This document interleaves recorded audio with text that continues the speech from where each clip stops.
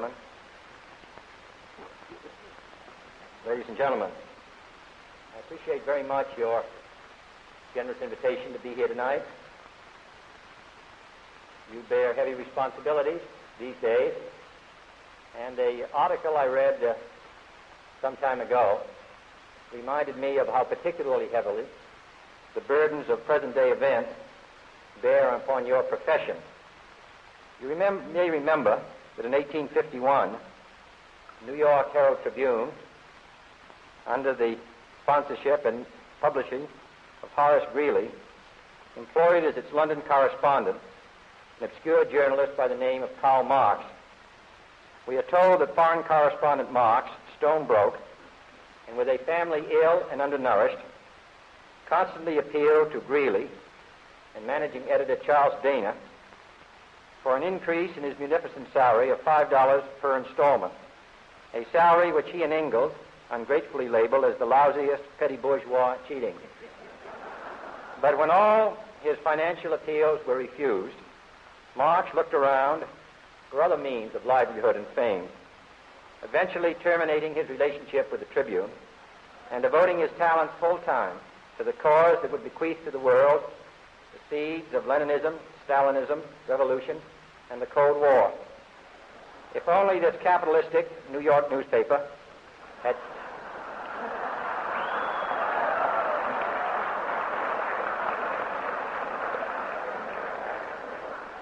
treated him more kindly, if only Marx had remained a foreign correspondent, history might have been different. And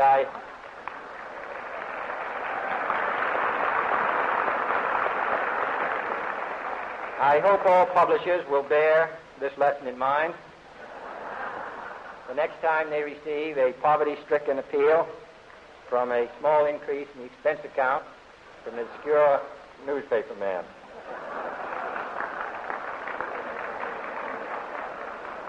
I have selected as the title of my remarks tonight, "The President and the Press."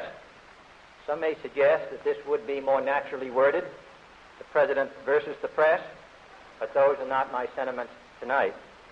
It is true, however, that when a well-known diplomat from another country demanded recently that our State Department repudiate certain newspaper attacks on his colleague, it was unnecessary for us to reply that this administration was not responsible for the press, for the press had already made it clear that it was not responsible for this administration.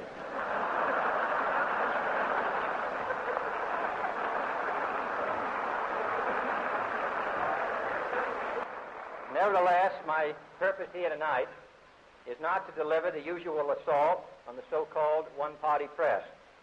On the contrary, in recent months, I have rarely heard any complaints about political bias in the press, except from a few Republicans.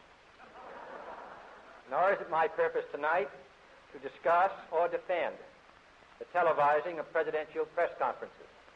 I think it is highly beneficial to have some 20 million Americans regularly sit in on these conferences to observe, if I may say so, the incisive, the intelligent, and the courteous qualities displayed by your Washington correspondents. Nor, finally, are these remarks intended to examine the proper degree of privacy which the press should allow to any president and his family. If, in the last few months, your White House reporters and photographers have been attending church services with regularity,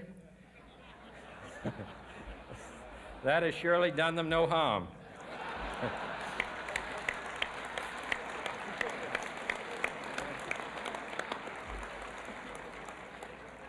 On the other hand, I realize that your staff and wire service photographers may be complaining that they do not enjoy the same green privileges, the local golf courses, which they once did.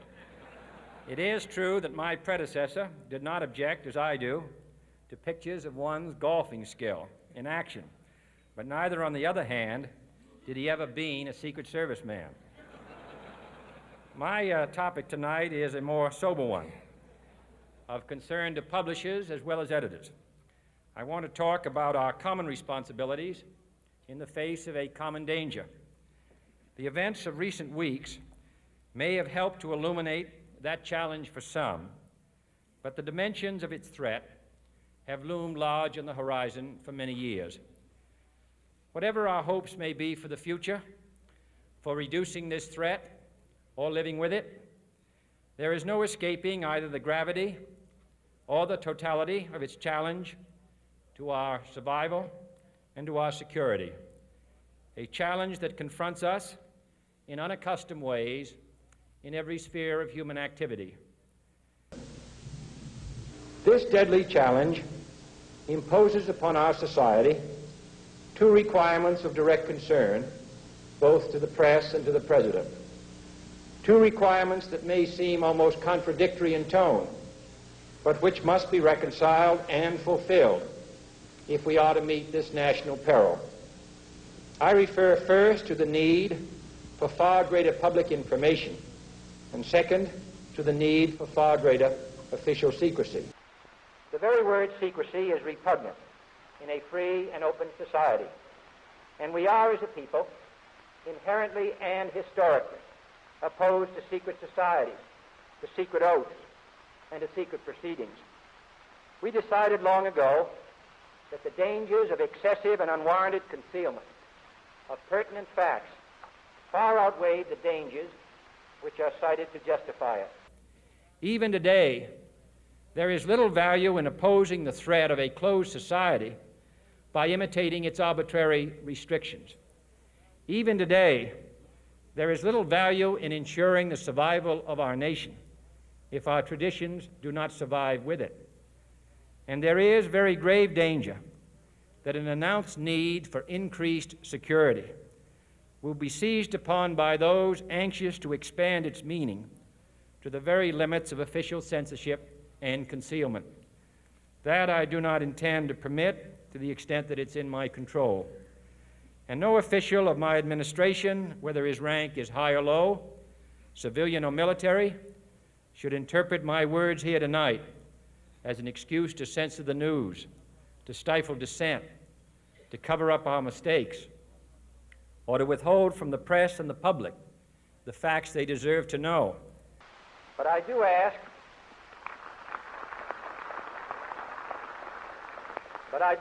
every publisher, every editor, and every newsman in the nation to re-examine his own standards and to recognize the nature of our country's peril. In time of war, the government and the press have customarily joined in an effort based largely on self-discipline to prevent unauthorized disclosures to the enemy.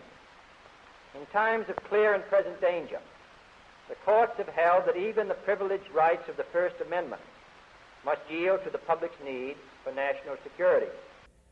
Today, no war has been declared, and however fierce the struggle may be, it may never be declared in the traditional fashion. Our way of life is under attack. Those who make themselves our enemy are advancing around the globe. The survival of our friends is in danger, and yet no war has been declared. No borders have been crossed by marching troops. No missiles have been fired.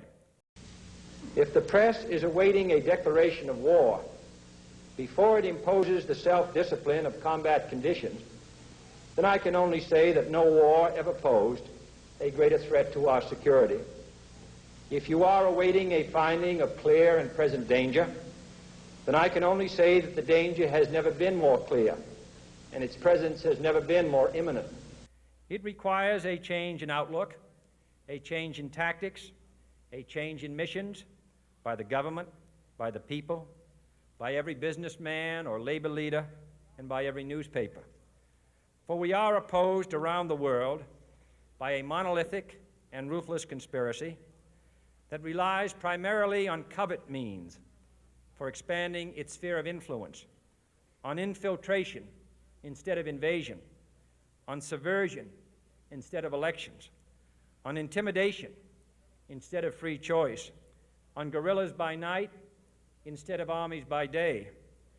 It is a system which has conscripted vast human and material resources into the building of a tightly knit, highly efficient machine that combines military, diplomatic, intelligence, economic, scientific, and political operations. Its preparations are concealed, not published. Its mistakes are buried, not headlined. Its dissenters are silenced, not praised. No expenditure is questioned, no rumor is printed, no secret is revealed. It conducts the Cold War, in short, with a wartime discipline no democracy would ever hope or wish to match. Nevertheless, every democracy recognizes the necessary restraints of national security, and the question remains whether those restraints need to be more strictly observed if we are to oppose this kind of attack as well as outright invasion. For the facts of the matter are that this nation's foes have openly boasted of acquiring through our newspapers information they would otherwise hire agents to acquire through theft, bribery, or espionage. That details of this nation's covert preparations, the count of the enemy's covert operations, have been available to every newspaper reader, friend and foe alike. That the size, the strength, the location, and the nature of our forces and weapons, and our plans and strategy for their use, have all been pinpointed in the press and other news media to a degree sufficient to satisfy any foreign power, and that in at least one case, the publication of details concerning a secret mechanism whereby satellites were followed required its alteration at the expense of considerable time and money. The newspapers which printed these stories were loyal, patriotic, responsible, and well-meaning. Had we been engaged in open warfare, they undoubtedly would not have published such items. But in the absence of open warfare, they recognized only the tests of journalism and not the tests of national security. And my question tonight is whether additional tests should not now be adopted. That question is for you alone to answer. No public official should answer it for you. No governmental plan should impose its restraints against your will. But I would be failing in my duty to the nation in considering all of the responsibilities that we now bear and all of the means at hand to meet those responsibilities if I did not commend this problem to your attention and urge its thoughtful consideration. On many earlier occasions I have said, and your newspapers have constantly said, that these are times that appeal to every citizen's sense of sacrifice and self-discipline. They call out to every citizen to weigh his rights and comforts against his obligations to the common good. I cannot now believe that those citizens who serve in the newspaper business consider themselves exempt from that appeal. I have no intention of establishing a new Office of War Information to govern the flow of news. I am not suggesting any new forms of censorship or new types of security classifications. I have no easy answer to the dilemma that I have posed and would not seek to impose it if I had one. But I am asking the members of the newspaper profession and the industry in this country to re-examine their own responsibilities, to consider the degree and the nature of the present danger, and to heed the duty of self-restraint, which that danger imposes upon us all. Every newspaper now asks itself, with respect to every story, is it news? All I suggest is that you add the question, is it in the interest of national security? And I hope that every group in America, unions and businessmen and public officials at every level, will ask the same question of their endeavors and subject their actions to this same exacting test. And should the press of America consider and recommend the voluntary assumption of specific new steps or machinery, I can assure you that we will cooperate wholeheartedly with those recommendations. Perhaps there will be no recommendations. Perhaps there is no answer to the dilemma faced by a free and open society in a cold and secret war. In times of peace, any discussion of this subject and any action that results are both painful and without precedent. But this is a time of peace and peril, which knows no precedent in history. It is the unprecedented nature of this challenge that also gives rise to your second obligation, an obligation which I share, and that is our obligation to inform and alert the American people, to make certain that they possess all the facts that they need and understand them as well, the perils, the prospects, the purposes of our program, and the choices that we face. No president should fear public scrutiny of his program. For from that scrutiny comes understanding, and from that understanding comes support or opposition, and both are necessary. I am not asking your newspapers to support an administration, but I am asking your help in the tremendous task of informing and alerting the American people. For I have complete confidence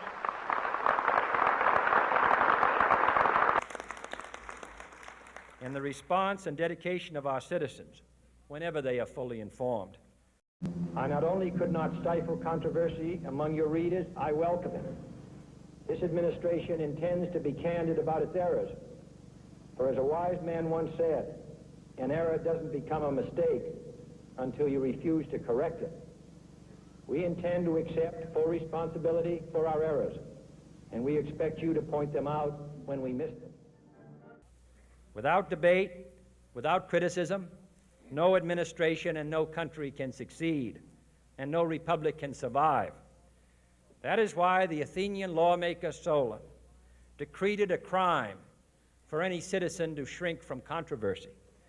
And that is why our press was protected by the First Amendment, the only business in America specifically protected by the Constitution, not primarily to amuse and entertain, not to emphasize the trivial and the sentimental, not to simply give the public what it wants, but to inform, to arouse, to reflect, to state our dangers and our opportunities, to indicate our crises and our choices, to lead, mold, educate, and sometimes even anger public opinion. This means greater coverage and analysis of international news, for it is no longer far away and foreign, but close at hand and local. It means greater attention to improved understanding of the news, as well as improved transmission. And it means, finally, that government at all levels must meet its obligation to provide you with the fullest possible information outside the narrowest limits of national security, and we intend to do it. It was early in the 17th century that Francis Bacon remarked on three recent inventions already transforming the world: the compass, gunpowder, and the printing press.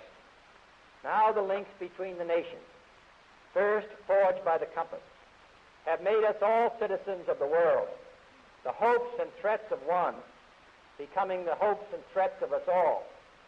In that one world's efforts to live together, the evolution of gunpowder to its ultimate limit has warned mankind of the terrible consequences of failure.